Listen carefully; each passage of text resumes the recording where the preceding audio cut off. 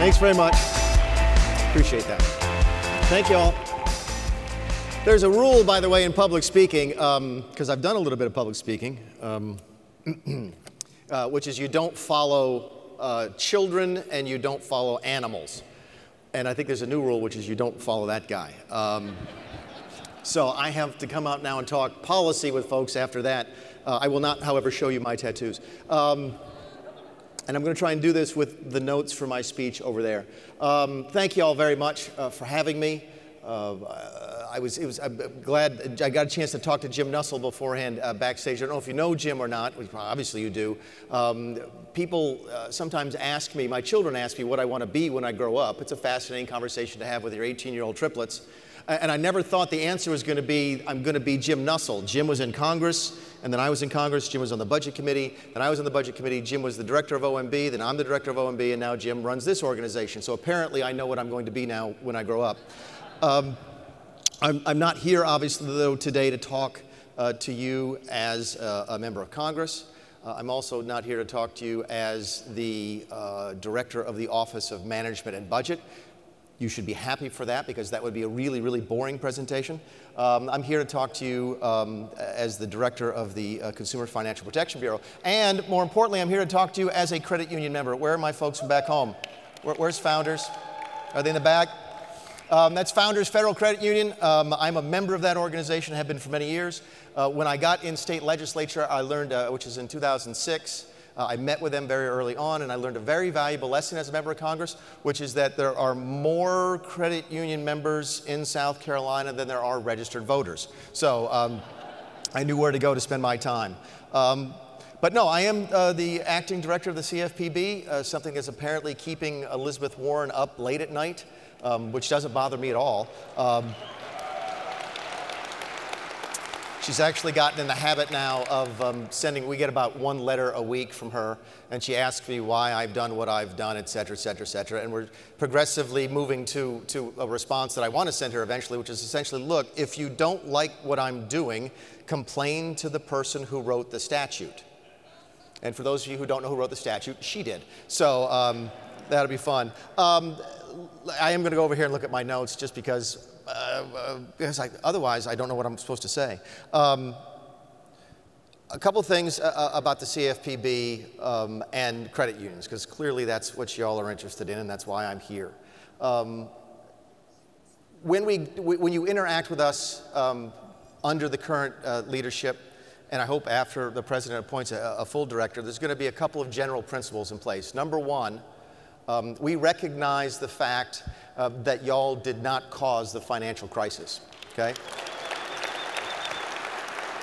And that you should not be regulated by the folks, like the folks who might have done those things.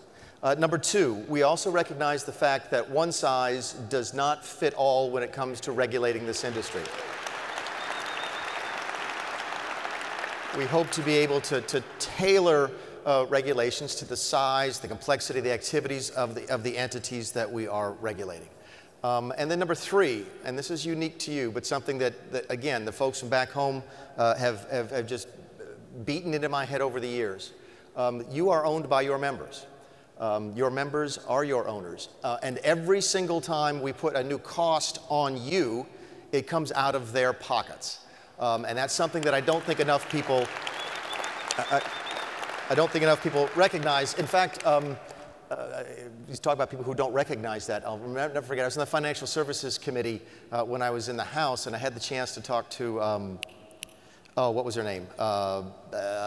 Debbie Matz, who I think at the time was running NCUA, and she was the one who actually said that she didn't think that credit unions represented their members' interests.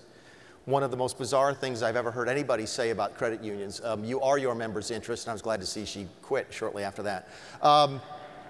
So those are our general principles. We are still, those things will be different. Some things are not going to be different. Some people thought that I was going to set the building on fire, fire everybody when I got there, and that's not the case.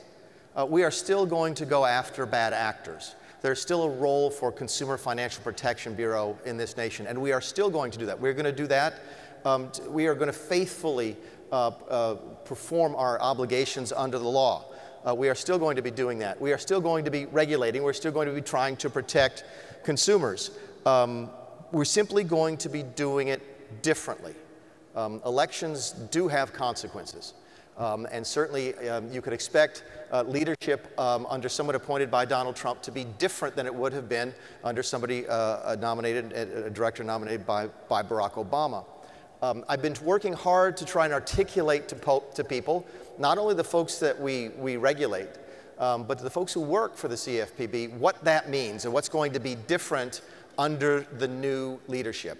What consequences does the election have? And I had a chance, I hope you got a chance to see it, to write a piece in the Wall Street Journal a couple weeks back that tried to explain to people that I worked with at the CFPB how it was going to be different. But the same principles apply more broadly to the folks that we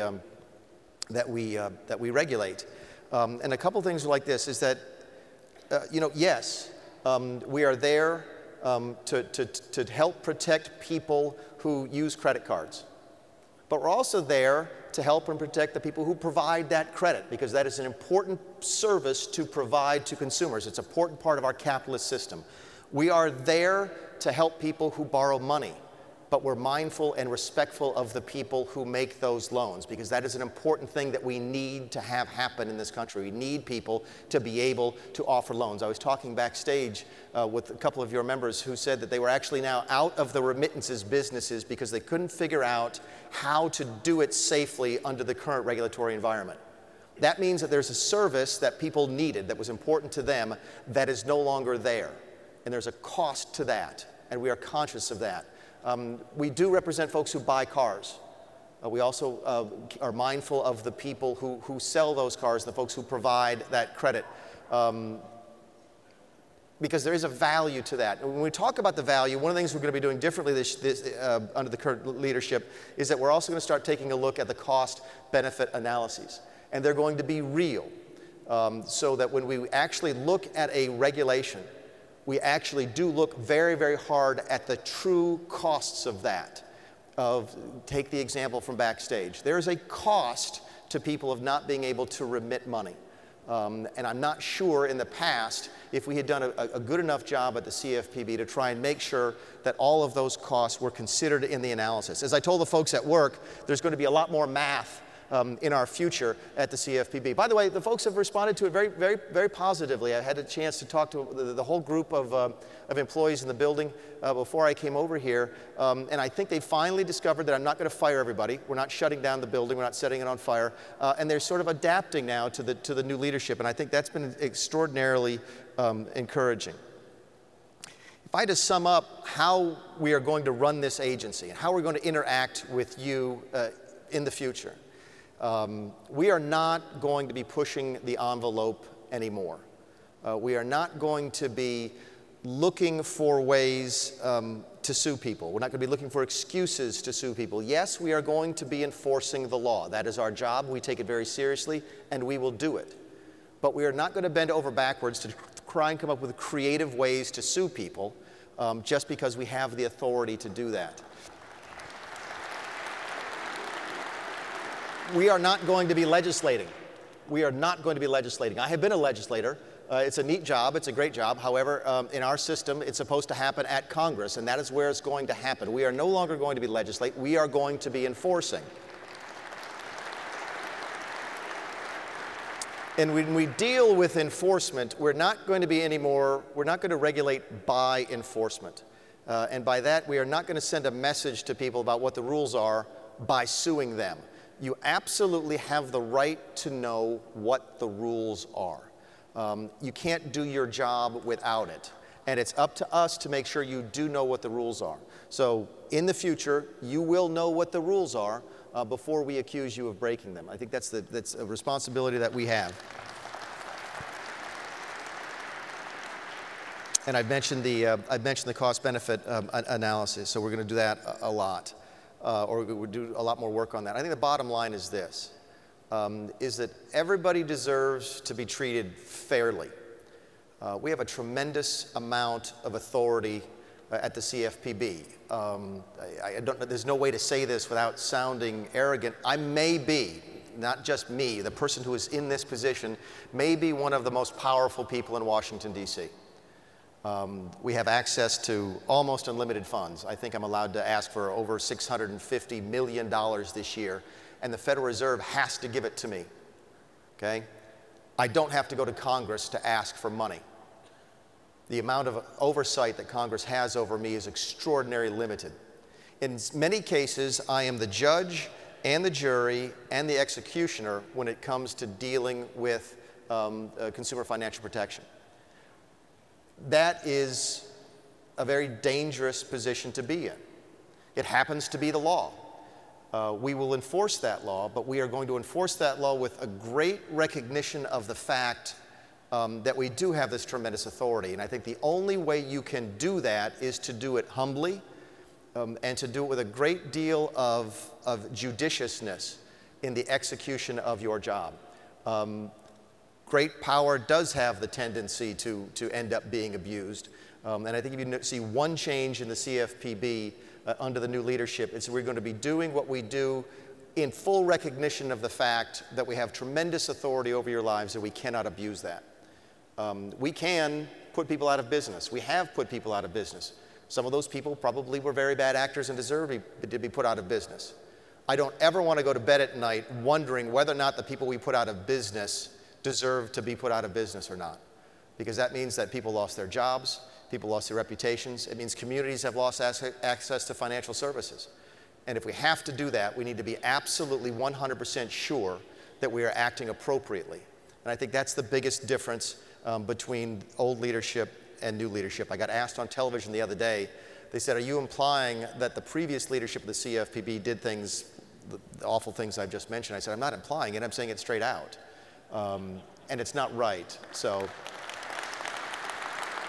I want to read something here as I close, because I want to get this one right. I'm a big fan of American history, and if you haven't had a chance to read Alexis de Tocqueville, I encourage you to do so. It's a little bit dry, a little bit thick. It started off as a book about prison reform in the United States, but it's been handed down to us now as one of the greatest sort of analyses of American democracy. Of course, that's the name of it, Democracy in America. This is what de Tocqueville wrote. He said, when justice is more certain and more mild, it is at the same time more efficacious. And I think that's a great one-sentence summary of how we intend to run the CFPB. We will be mild, but we will be certain. And I think that is the best way for any regulator to be, because it allows us to do our job. It allows us to protect the people that deserve to be protected and by law are going to be protected. It also allows you to do your jobs. It allows you to provide the services that you do to your communities. We recognize that there is value in what you do, and we thank you for it. All I can say is that I encourage you to continue to do it. We need you to do what you do, because quite simply, many of our communities, and especially the smaller ones, can't exist without you. So I'll close by saying this. Thank you. Thank you for what you're doing. The credit unions are an absolutely critical part of the American capitalist system. They're a critical part of our communities. I have been a small businessman. I understand exactly the value of what you do. So thank you for having me here today. Thank you for having all the folks come through. I understand many of my former colleagues are coming to speak to you before the end of the day. But thank you mostly for being credit unions. Thank you for representing your members. Thank you for helping make America great again. Thank you all very much.